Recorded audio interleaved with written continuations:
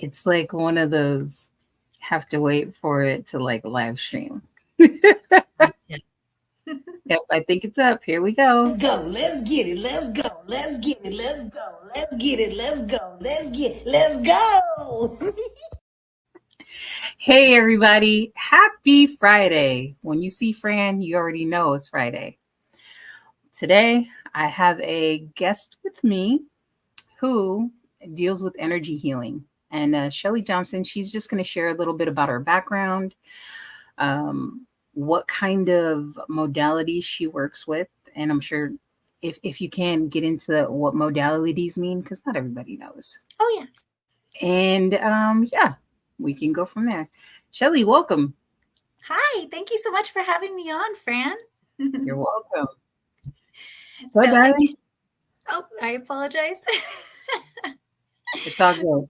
My name is Shelly Johnson. I am an energy healer, spiritual wellness coach. I help women overcome trauma from either childhood abuse or from romantic relationship abuse. That's kind of where I started. When my spiritual awakening began, it happened because my mother actually, she passed away. She was very young too. So in seeing the way that she handled her body and how her health failed so quickly, it kind of made me aware of and, open up to the fact that I was just not treating my body very well at all. I was in a ton of addictions. I had fallen into alcoholism. I had gone through a bout of gambling there for a minute. I went through some drug use, heavy drug use. I was 80, I was actually 100 pounds overweight. And I just kind of looked at my life and just saw that this wasn't me. This wasn't my life.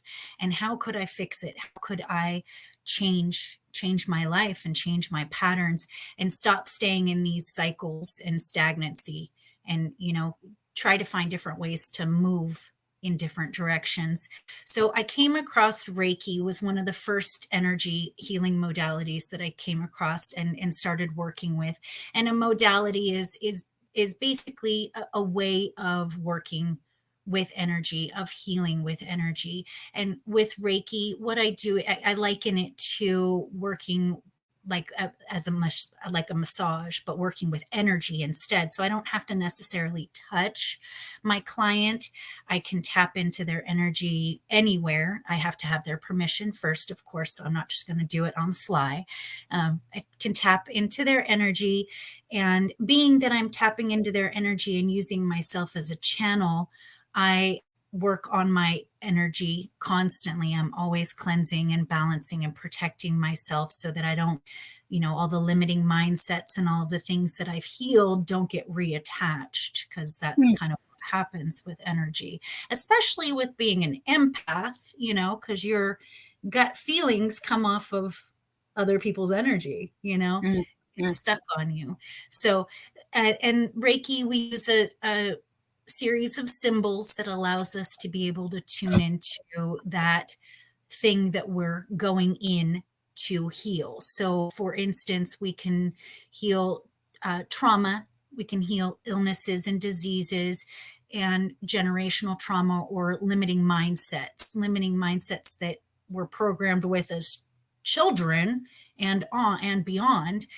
Some of those, because they happen in childhood, they can be pretty deep. So, my working with children of trauma that grew up in abusive homes, I'm working on some pretty deep stuff. So it can be pretty exciting. But with doing the energy work, I realized that it's not just the energy in our mind that we can get stuck in, those mind loops that we can get stuck in. The energy is also stuck in our body. So while you're doing the mindset work, you should be doing the body work as well, because that energy gets stuck in our different chakras. Our aura is made up of 100 and something, 140 or so energy centers. Some of the main ones, some people say there's 7. I work with 9 myself, starting with the Earth Star chakra and going up all the way to the Soul Star chakra, which some people kind of depict as the halo that's, into the other realms, that goes into the Akashic records and stuff. So, but in healing my trauma and healing my mindsets, I learned a lot about my body and healing the things that the ailments that I was going through. So I had Hashimoto's. I also had massive inflammation, body pain on a daily basis. What is And Hashimoto? Hashimoto, oh, thank you. It is hypothyroidism. Basically, it's where the body attacks the thyroid. So when in looking at that, the thyroid, you're looking into hormones. So I started diving into what was affecting my hormones. And I came across working with the vagus nerve and working with the lymphatic system and getting the body out of fight or flight. And it's been a huge difference in my healing once I began working on those things on my body, and doing those things that we should be doing for ourselves, like exercising and eating right and all of that good stuff. What's the difference between body work and energy work? So it is the same thing, because the energy is stuck in the body, but we don't realize that if we are put in a position where we can move that energy out of our body quicker by doing those things, exercise and working with the vagus nerve and all of that, the healing process goes quicker. So with the body being stuck in fight or flight, because as a trauma occurs, what happens is the sympathetic nervous system kicks in and releases adrenaline and cortisol, the fight or flight hormones. The parasympathetic nervous system, namely the vagus nerve, kicks in and releases the feel-good hormones to counterbalance those. So the feel-good hormones like serotonin and dopamine. So when the body is in a constant state of fight or flight, it's asking the body to constantly, the vagus nerve to constantly work, and it's stuck in that cycle. And the thing about the human mind is that we can't determine the difference whether the event is actually occurring right now or having occurred later, or actually believed to occur in the future. So if we're thinking, oh my gosh, I'm going to be late on my rent, well, that could happen now because you're, and I'm not saying it's going to happen, but you're getting yourself into that energetic level, into that energetic vibration, and that can occur. So, but with the vagus nerve, getting the body out of fight or flight, the vagus nerve is actually the largest cranial nerve. It goes from the head down to the large intestines, and it actually branches off to all major organs, including the lungs, heart, esophagus, kidneys, spleen, liver, stomach, colon, small intestines. It basically tells all of these organs to do those involuntary functions and sensory and motor functions, all of the things that we don't have to tell our body to do, like blink and taste, heart rate or heartbeat, blood pressure. Let's see, it also regulates it plays an indirect role on our digestion and nutrition, storage, and also our blood sugar regulation. It regulates our mood. It does everything. It basically tells our body to do everything. And if it's not giving our body the proper signal, our body's obviously not functioning properly. And with the high cortisol and adrenaline and the low serotonin and dopamine, you're looking at, with the high cortisol, weight gain, acne, inflammation, mood irritability, thinning skin, easy bruising, headaches, what else? A weakened immune system, irregular heartbeat, excessive sweating. And then when you've got the lower serotonin and dopamine levels, you're calling in the anxiety, depression, apathy, irregular behaviors, sporadic behaviors. And your body's completely out of balance, basically, is what it is. So, getting the body out of fight or flight is absolutely imperative when you're talking about healing your body of any ailments. So I know we use this term fight or flight quite often. For people that are watching and they don't really understand what that term is, where does that come from? And and and I'm assuming based from what you mentioned earlier about the vagus nerve is what helps us to regulate. Mm-hmm. Yes. Okay. Yes, it sure does. It absolutely does. So, fight or flight, there's also freeze or fawn. It's four different responses that our body reacts in the way that we react when we are faced with a trauma or an event. So, fight, of course, you're going to run in and fight. Flight, you're going to have avoidant behaviors. Freeze, completely freeze. And then fawn is where you start doing the people pleasing behaviors to regulate their emotions, to make sure that they're not going to go crazy and you're not going to have to, kick in the fight or flight. Gotcha. Gotcha. Yeah. So you mentioned sorry, let me pull up my thing right here. So what happens when an injury occurs to the vagus nerve from trauma?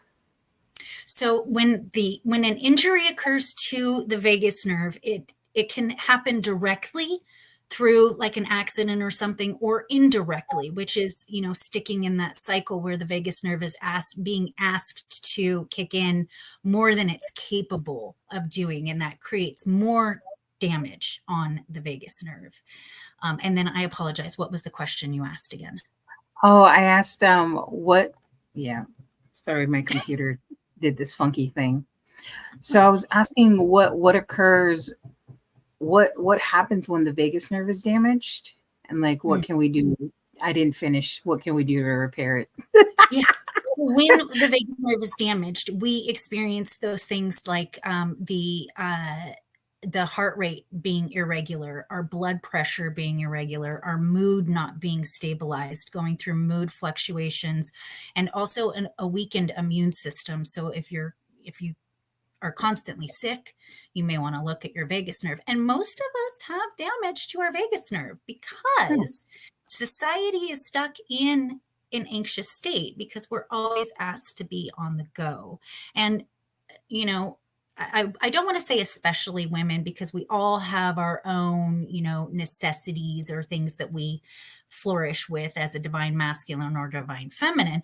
But as a divine feminine, because I can speak as one, we are asked to be, the caretakers and be the moms and put everyone first, but we're not putting ourselves first. And if we put ourselves first, we're looked down on. So it's like the airplane analogy, putting the mask on first so you can help other people. That's kind of the vagus nerve in this conversation. So the vagus nerve is damaged by anxiety.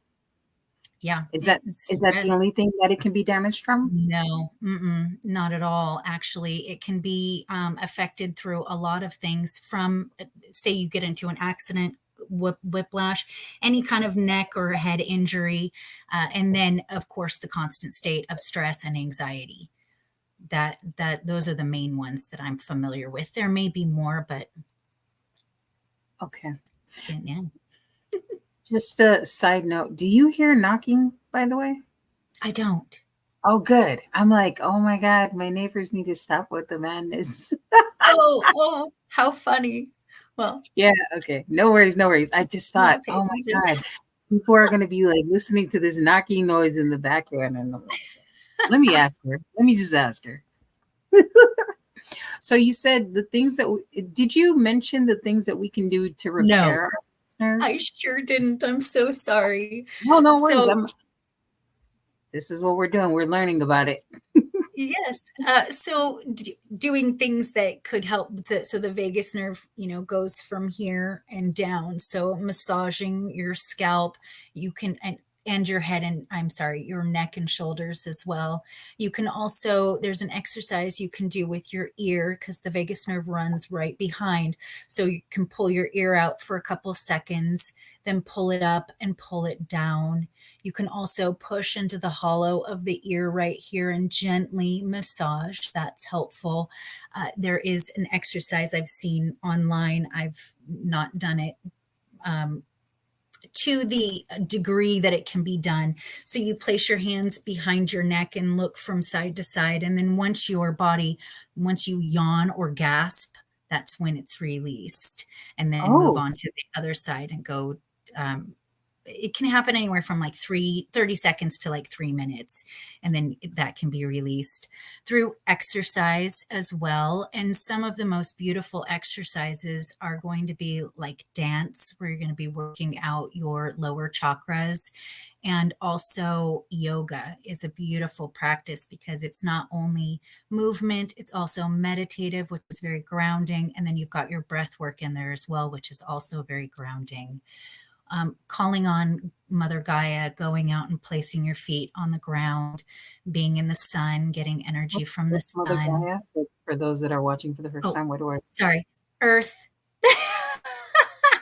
The ground, the soil. I apologize. I see Earth as its own energetic being and has its own chakra system and everything. So in my world, she has the perception of, Mother Gaia. No, see, I didn't know. Wait, wow, now that you bring that up, I I never looked. I mean, I knew that Earth is a living entity, but I never Mhm. thought about Mother Earth having her own chakras. Yeah. I guess Yeah. everything needs to know. We have one here in California too. I Mount Shasta? I What? think I'm pretty sure. Wait, no way. I'd have to look it up though. Don't quote me, Fran. No, no. It's funny All because over the I wanted to go over to Mount Shasta because I heard there's like a lot of activity, out energetic activity there, Yeah. and that Yeah. the village or the town that's close to Mount Shasta is very peculiar. Yeah. So I would Well, just thought, oh man, this might be my note to, hey, go visit. yeah, well, you'll be passing right by me, so come grab me and we'll go together. Oh, I love that. I'm actually going out to San Francisco next week, but I'll only be there for a few days. Oh, Yeah, yeah. yeah. San Francisco's So great. what in the space of Mount Shasta, and I know I'm digressing just a little bit, but we'll come back. What energy field is there that one is considered a one of the chakras? I know you said not to quote you on it, but if you can I remember think it's memory. the sacral, but Really? let me look it up. Okay. Oh, yeah, I don't know. Yeah, I think it's the sacral. Okay. I've got it written down somewhere. Now I'm curious, do you think that the are in some of the metropolitan or major cities, do you think those particular cities have a certain chakra? Well, every city has its own energetic footprint Hmm. that allows for its own set of limiting beliefs and um, I don't know how technical I want to get, but kind of paradigms, realities. Okay. So I don't know of anything in particular, any other like chakra or anything that's there. They're all spread out very far. There's one in Peru. There's I love it. I'm gonna really. do some more research on that. Especially since you piqued my interest about the Earth having its own chakras. I'm like, wait, what? I mean, I know we have the fault lines, like the ley lines, but I Hmm. don't know how they contribute to that particular conversation. Yeah, I'm not very familiar with ley lines. I just know I've had mine read and I'm right where I'm supposed to be. So, how I know you mentioned that your mother passed away and like it catapulted you into identifying your own health issues, like what was your introduction to energy healing itself? Was Mhm. it you were trying to seek out some answers for healing, or how did that whole like conversation, did you like accidentally run into somebody? Like what's the story Mhm. behind that? Yeah, so I actually, when I started my healing journey, I started listening to motivational speakers. And in the midst of one of the motivation, and I would listen to them all day long. At work, I would put my AirPods in and listen to motivational speakers: Tony Robbins, Les Brown, Mel Robbins, Ram Dass, all of them. And I came across one of my one of the videos that popped up on YouTube was an energy healer. And I was like, I need to do that, because when I was younger, my mother actually was an energy worker as well. And I didn't know it because I wasn't very familiar with it. We were doing a lot of meditation, we were doing a lot of astral projection. And I was probably 6, 7, 8, 9, 10 years old. And my So you father grew didn't up in this understand stuff. it. I'm sorry, what's that? So you grew up in this stuff. Well, I did, but I didn't. My father didn't really understand it, so he started telling people in the neighborhood that we were witches, and my friends just completely left. They didn't want anything to do with me because I was a witch, and so I got the idea that being a witch was bad and working with energy was bad. So I suppressed that part of me. And then when I lost my mom, she actually became one of my guides and started Mhm.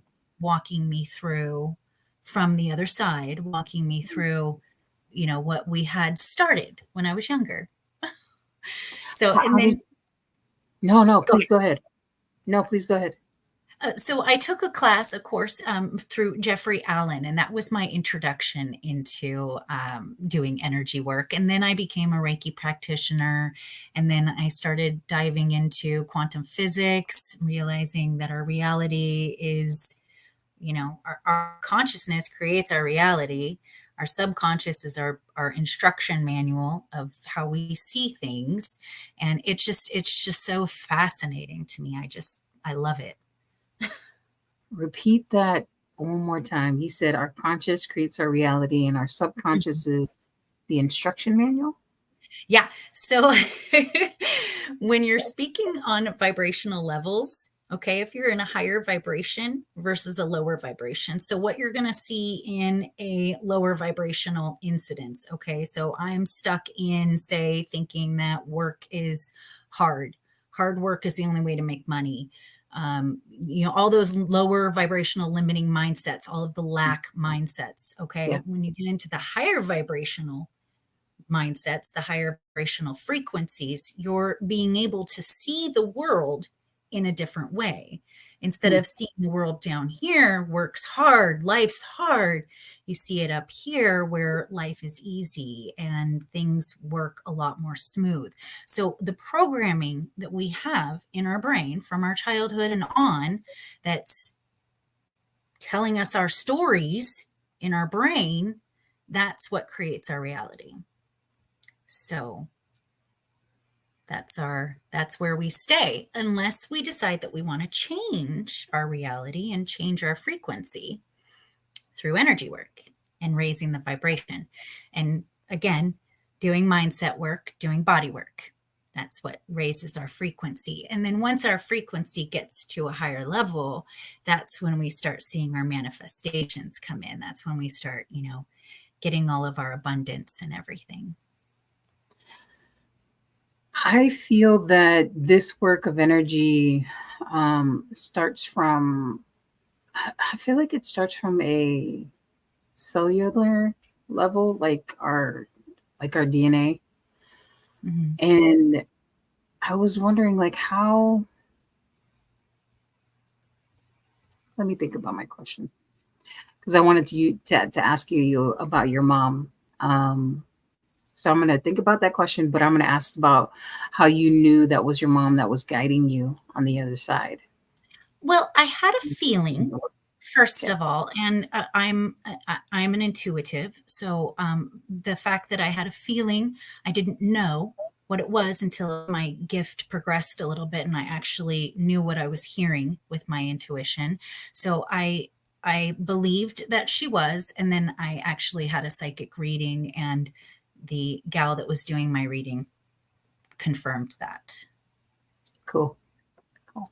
I just like to see how people interpret I guess, the other side or the unseen world, for themselves, because we have the various clairvoyant, clairaudient, and so I I just think that's pretty cool. That I feel like we've been taught to trust the things that we see. And not the things that we feel. Yeah. Exactly. Yeah. That's the programming. That's the programming that I'm speaking of. This is the way things should be. This way. No, no, no, you're going the wrong way. It's this way. It's this way. And in society, we're not allowed to have different perceptions. But the wonderful thing about reality and the way that the world works is that we're all intended to have different perceptions. Not one of us have had the same experiences, have had the same life experiences. It's impossible to have all the same perception. And with the universe, we're supposed to. Otherwise, the universe isn't whole. We're all one. We all work together. We all our energy meshes. And so, like, when you go to the grocery store and you're around a ton of people, if you're in a bad mood, you're going to pick up that person's bad energy, negative energy. If you're in a good mood, you're going to your energy is going to affect them in a positive way. So that, in the spiritual community, they talk about energy vampires. Well, they don't necessarily know they're doing it. They just want your energy and they're asking you for it. And if you're not protected enough, they can take it. But they can also hand you your energy, and you can decide whether you want to take it or not. When you're protected. So I guess my question would be, how can people protect their energy if they don't realize that their energy is being siphoned by whomever is doing this siphoning work? Mm-hmm. So you can do it in a lot of different ways. Actually, the way I do mine is I do a lot of cord cutting. I release the things that no longer serve me. What is cord cutting? Cord cutting is when there's energy, there are cords attached to the energy. So there's meaning behind the energy. So for instance, like I was saying before, if you believe that hard work's the only way that you could make money, there's cords attached to that. That came from something somebody said to you, something somebody did, something somebody else believes, something, there's evidence to that. Each one of those are energetic cords. So when you're releasing those, you're allowing yourself to let that energy go. So I do the cord cutting either in the form of a ceremony with candles and a cord that actually gets cut through the candle, or I call in archangels. I use Archangel Michael for most of my work. I call him in and ask him to balance, protect, and cleanse, balance, and protect my energy. So he's super duper helpful with it, but it's always in harm to none. So in the highest good of all and in the harm of none. So I'm touching no one else's energy. I'm just taking care of mine. I am releasing anything that no longer serves me, and I'm sending it back to the sender with love and light. And then I'm calling back my own energy, cleansed and balanced. And then I protect my energy through I do a zipper. There's meridians, each one of our body, each one of us have meridian points, which follow with the physical meridians that Western medical is familiar with. And so I lock it in by zipping up that protection. Are meridians the same thing as the chakras? No. Could you explain what that is?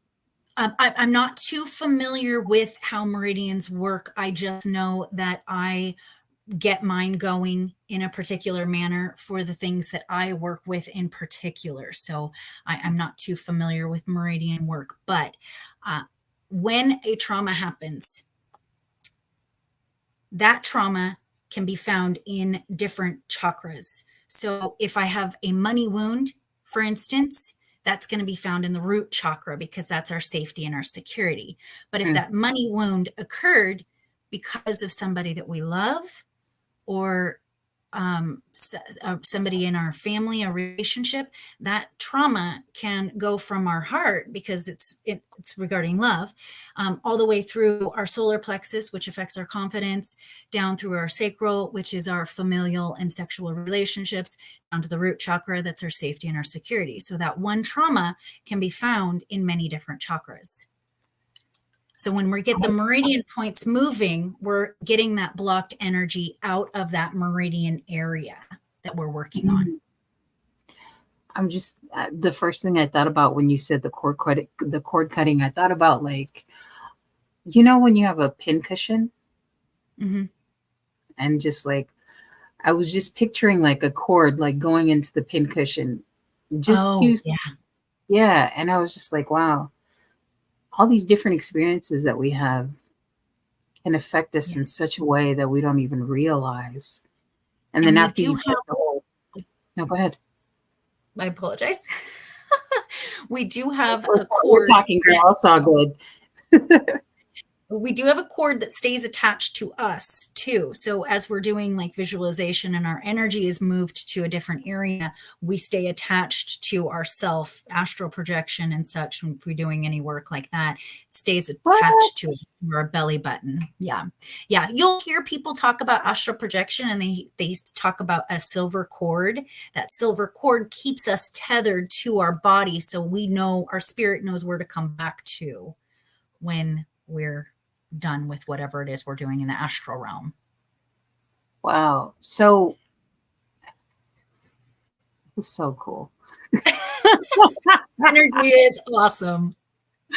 I was so, if there's a disconnection in the cord, does that mean that we've already transitioned to the other side? Yes, it actually does. And so when we're here on Earth, there is going to be no disconnection. However, there could be interference. There could be energy on that cord still. So yeah, and we also have an energetic cord attached to our mother.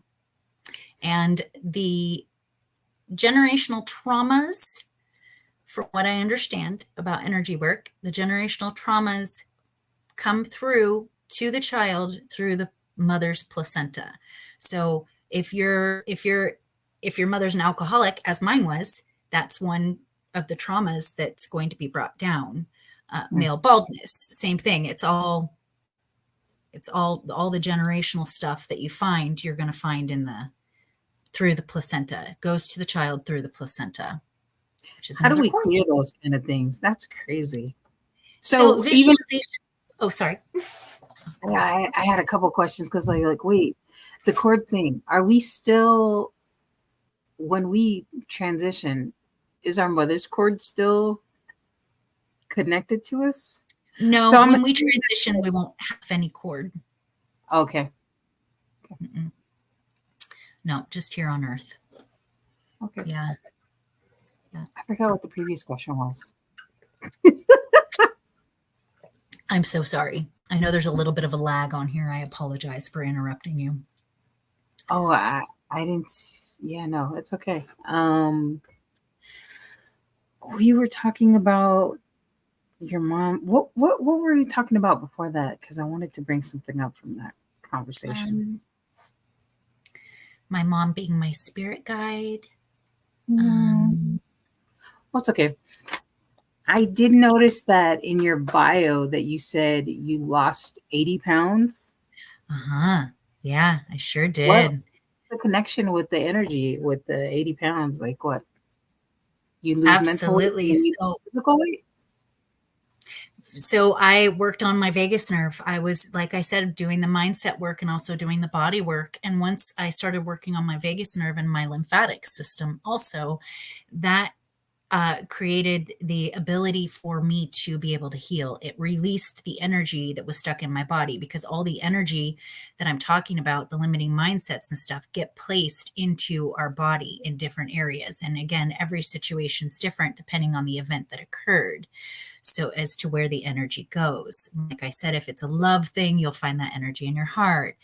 You can also find it in your third eye and your crown chakra, just depending on what it is, what the situation is.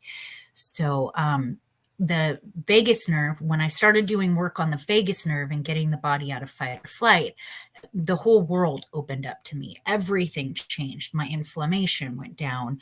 I lost all the weight. I stopped the addictions because, again, the dopamine that my body was craving was no longer craving it anymore. So, where I can have a beer now and I don't go full in with a whole 12 pack, you know? Mm.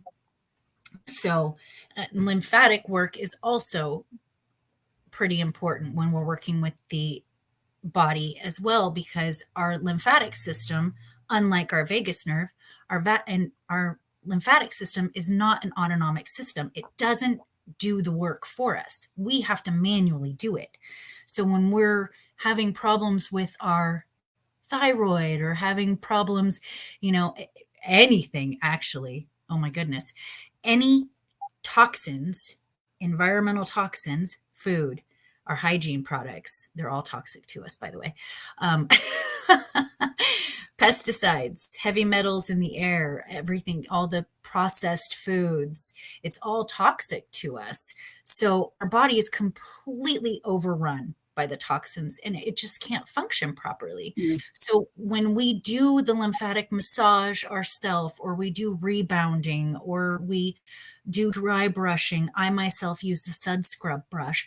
When we do those things, we're releasing that energy. We're releasing those toxins, energy, out into our bloodstream, and our bloodstream can do with it what it needs to get it out of our body. So once Mm. the toxins are out of our body starts regulating better, starts functioning better. And I was talking about a dry brush. Oh, I'm sorry, the Sud Scrub brush. The Sud Scrub brush has been super helpful in my journey. It is a brush that you use in the shower, and you're basically like, I use it as my cleansing practice. So if I'm feeling energy, let's say in my shoulder, so I take that Sud Scrub brush and I'm giving it love. I'm sending loving energy to my shoulder. I'm seeing that energy being released and going down the drain, being washed Mm. away from water, and body work and mind work. I was wondering, so you mentioned that the lymphatic system does not do the work of moving energy. That's something that we have to do ourselves. So Mhm. the vagus nerve, is that an automated system where it just automatically adjusts to what we need, or is that also something that we need to, I guess, catalyze with the various things that you mentioned, like yoga, dance, and all these other movement type of activities? Absolutely. It doesn't have anything to do with the vagus nerve, other than right here where the vagus nerve and the lymphatic system meet. The vagus Mhm. nerve, when it contracts, it can put energy, or it can put pressure on the lymphatic system and help release there.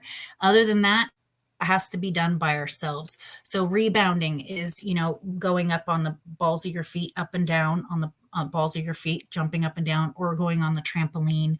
Also, for the vagus nerve and for our lymphatic system, cold plunges. Cold Mm. plunges are so awesome. And I know they sound terrifying, but once you do them, your body will thank you. It Mm. changes so much about your body. I have the softest skin. I don't have any kind of acne problems, no kind of breakouts or anything. And I rarely get sick, knock on wood. Girlfriend, I mean, looking at you, you do not look like what you've been through. Thank you. It's been a lot of work. I actually was, when my mother passed, I was working 3 or 4 different jobs. I was working over 100 hours a week. I wrecked my car 3 times in a 2-week time span because I was falling asleep at the wheel. I was in such an unhealthy place. And anytime I had any free time, I was falling in my addictions. So Mm, sleep is another big thing too. You have to get the right amount of rest and not think that rest is not something that we should do. Rest is not being lazy. We absolutely need to rest and relax. When we rest, our body goes into rest and digest and starts functioning better. mm. You mentioned rebounding earlier. Is another term for that also like the trampoline thing Yeah. and jumping? Mhm. Yep. Okay. Okay. Jumping up and down. You could do it. I just do it in the shower on the balls of my feet, just, bouncing up and down. I count normally to like 100 or something, because I do it on the daily. When you're starting out, you should go much more. The detoxing process, and in my course I suggest a couple of different detox protocols. So there's Ayurveda, which is a beautiful detox protocol. It's from India, and it's basically a complete lifestyle change.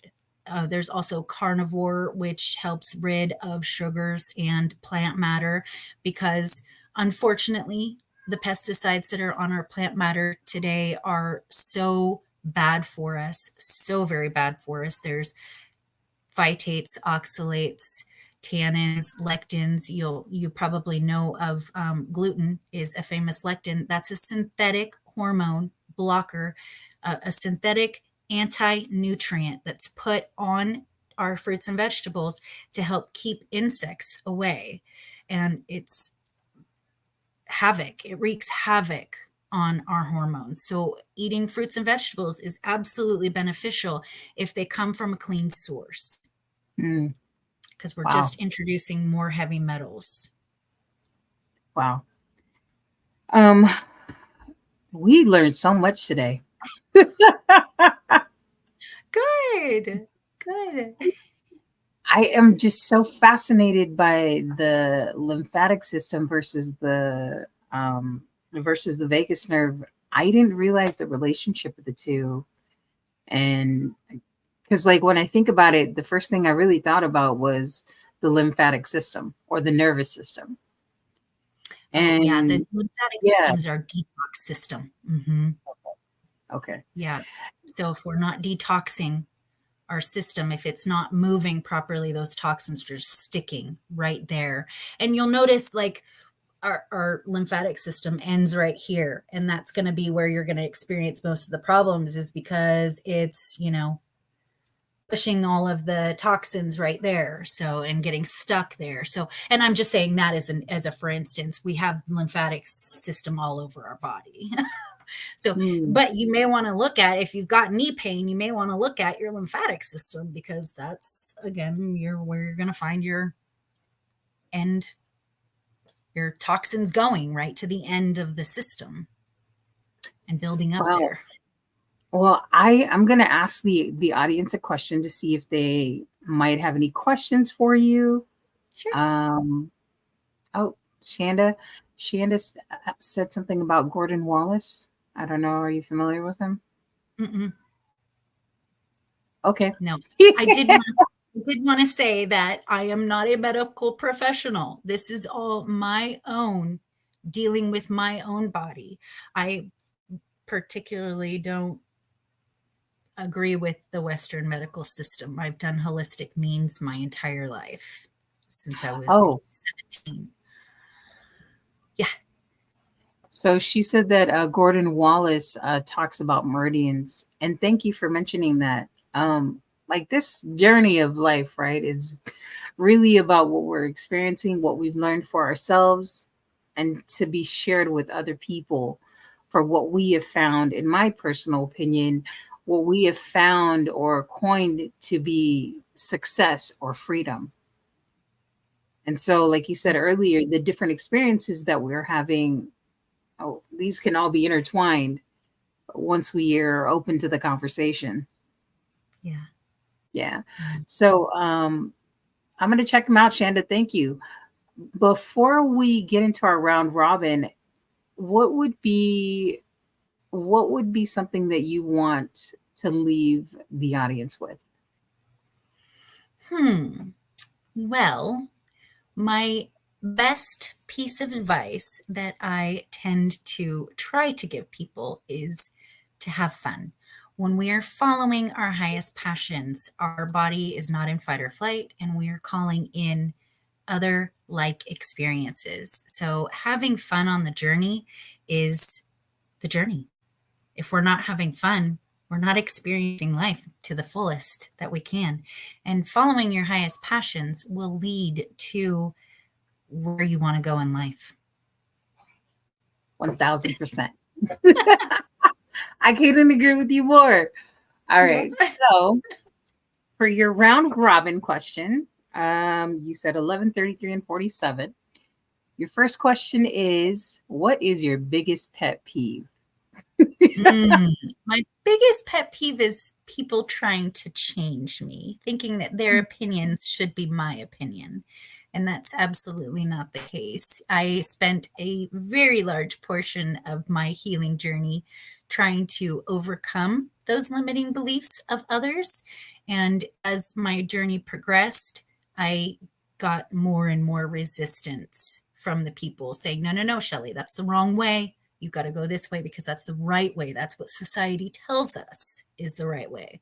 So, nope, I won't do that anymore. Being authentic is my highest passion and not listening to their limiting beliefs. As somebody that have experienced the same thing, girl, I protect that thing so fiercely. Yeah, for sure. Yeah. Like, girl, what you talking about? This is my journey. There's something that there's something called the SE Essentials, and it is a healing to advocacy program for people that have incarcerated loved ones, and they have 5 SE Essentials, and be seeing loud around somewhere. One of the SE Essentials is my story is my story, your story is your story, his and her story, or their story is their story. Meaning we don't have to explain why we're doing what we're doing, why our experience felt like XYZ. This is just how we have experienced this journey. And to be respectful of whatever that narrative looks like. So if you said it happened this way, okay, that's fine. If they said they happened that way, that's fine. If she said that it happened that way, that's fine too. Just respect the space and let that be. Absolutely. Yeah. And where they're at in their journey, they absolutely need to be. They need to have that mindset because they've got to learn something there in that energetic vibration. They have something to learn. You may not, you know, Yeah. you're in a Yeah. different place. You're learning something in a different realm, Yeah. in a different vibration. Totally. Mhm. Oh, now I know what I wanted to ask you about astral projection, but it's too late. So I'll ask after. Number 33 is, what's something surprising you learned about yourself? Oh, I'm funny and I like myself. I never let myself really be me, so I didn't know who I was. And that's another of the steps in my program is taking down your complete foundation and starting completely over because where you were stuck. But you know, finding out who you are and falling in love with yourself, there's nothing more. There's nothing more important and nothing that feels more delicious in this world. I mean, it goes back to your conversation about like having fun about Yeah. things that we're passionate about, because I really do believe that drives us to do the work that we love to do. What people consider work, I feel, Mhm. is because they're not really doing the thing that moves them. And so Mhm. now the work is just work. It's not really, I feel like those that really love what they do, they're really playing. Yeah, they're more in the flow because when you're Yeah. following your passions, you're following your life path. Hmm, like that. Mhm. Maybe in another episode, you can tell people about the whole human design thing. But I Yeah. digress. All right. So, last question. What's your favorite quote? Mm. You know, I have the worst memory. I have a hard time remembering quotes. Of course, I had to choose that one. Oh, you know what? I've got it right here. Hold on just a Okay. moment. It's all right, Shanda. Oh, shucks. People do need to be exposed to like these different modalities because I feel, and of course, I'm not a medical professional. This is my own opinion that I feel like the modalities or the solution or the healing um, opportunities that come from indigenous cultures or just outside of Western medicine, they have their uses and they're useful for like I don't like for things that we might think need something major. For example, grounding, right? We have Mhm. the Earthing movie, which is on YouTube. People can watch it, and they talk. There are doctors inside of the video talking about how their families were healed by like all these issues that were caused by inflammation. Yeah. But then they sat on the ground for like 10 or 30 minutes a day, and that thing slowly shriveled away. Yeah. Grounding is super important. I actually grounded my bed a few Mm, years ago. Hmm. what? Girlfriend, Yeah. we're going to talk after the show. And I'm sorry, I don't have a quote. I don't know where my Oh, you bookmark don't? went. That's all right. That's all right. Well, I guess we'll leave with this. I know you mentioned earlier that you wanted people to play. What's something else that you would want them to take with them that they could use? Like I know you shared with us like massaging the ear, the inner part of the ear really lightly. And then also too like this area, right? Is that what you said Mhm. here? Yeah. So is there Yeah. like another tip that you can leave people with on how to move our energy around? Yeah, absolutely. One of the most beautiful ways to work on the vagus nerve, but it also works on the throat chakra, is humming, singing, laughing, even screaming, getting energy out of the throat chakra. That helps the vagus nerve. Hmm. What? Yeah. The reason why I'm saying what is because I just do that automatically. I'm always like singing and humming, and I'm like, I don't know why, but I know why because my body is like, get it out, get this stuff Yeah. out of your Yes. system. It Yes, makes so drink much. drink a lot of water too. I know people say that all the time, but literally salt water in particular is an energy conductor. So the Mm. more salt water our body has, the better the energy moves in our body. And get rid of table salt. Table salt it's been way processed and it's cut with things to keep it anti-caking agents like Oh, seed oils and aluminum. So get rid of table salt, use things like Celtic sea salt, Redmond's, or Baja Gold. And we need a substantial amount of it on a daily basis to be in a healthy state because our cells can't actually absorb the water without the minerals and such to be able to allow the hydration into our cells, into our body. there. So I'm doing a couple things. Like I have water, but I put Chlorophyll? chlorophyll. Yep, Yeah. I put chlorophyll in it. And then in regards to the salt, I have this thing from Jackson's and their cell salts because I was reading somewhere that we need like 12 there's like 12 basic salts that we need in our body. And like based on off of our birth chart, each one of us uses like energy differently. And for Yes. mine, I needed certain salts because I'm an Aries. And so we're always in our head.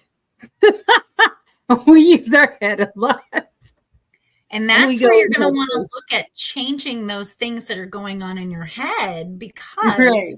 It's helping keep us stuck in that fight or flight, that anxious state when those when those mind loops are negative. Yes. So, doing things like affirmations and afformations. Affirmations are affirmations in the form of a question, which asks your subconscious to find reasons for it. So, why am I so abundant? Instead of saying, I am abundant, why am I so abundant? Yeah, changing those mind loops. Guys, we've already just go back and rewind the video. She said affirmations. You're just dropping gems left and right here. And then Shanda said Gratitude journal, start a gratitude practice. If anybody listens to Abraham Hicks, she talks about the vortex, being in your vortex, be in your gratitude vortex, seeing the world through your heart. It's beautiful. Energy is beautiful. I earlier when you mentioned